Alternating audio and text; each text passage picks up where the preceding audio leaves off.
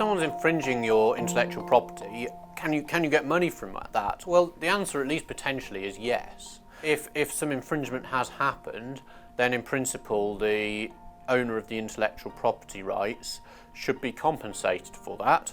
And the only way they can be compensated for something that's happened in the past is with money.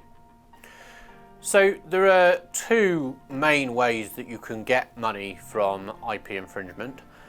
One is to ask for damages. That is the money to pay for the harm that's been done to you as an IP rights holder by somebody unlawfully using your intellectual property or infringing your intellectual property. And the other way, the alternative way of getting money, is to ask for an account of profits.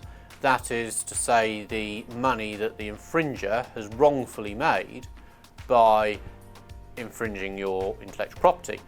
And it's one or the other, so you can't have both. You have to say, I want damages or an account of profits. It is the claimant's, the right holder's choice.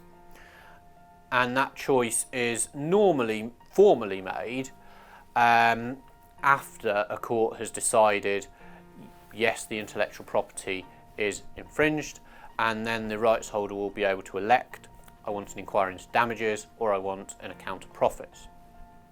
So in a court case, there's the last thing that happens, but it's well worth thinking about and trying to come up with estimates and trying to get information to help you make those things estimates and not just complete guesses as an early stage as possible. Because whether you're on the claimant's side, the rights holder's side, or the defendant's side, the alleged infringer's side, what we've got to do is work out what the risks are and make business decisions. Having said that, it would be useful to know or to estimate. It can be quite difficult, but it is worth having a go. We've got a fair amount of detailed information now on our website about the sort of things that are taken into account when damages are assessed. I'm not going to go through all of those. One of the main ways that people get damages though for IP infringement is to say they've lost profits.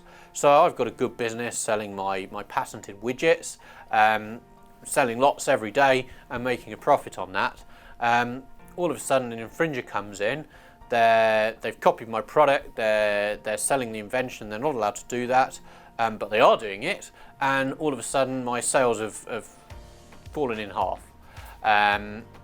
So, by pointing to that kind of loss of sales, you can say, well, if they hadn't infringed, I'd have made twice as many sales as I actually did this year, so I'd have made twice as much profit, and you can start to calculate.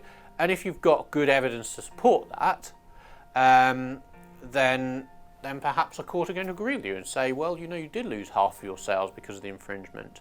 It is also worth trying to get an idea of how many the infringers have sold. At least in principle, you're entitled to a reasonable royalty on infringing sales where you haven't lost a sale. So just trying to get an idea of numbers. How many sales have I lost? How many sales might the infringer have made? Is going to be a good way of starting to at least sketch out some numbers and work out some sensible estimates of what money we might be talking about.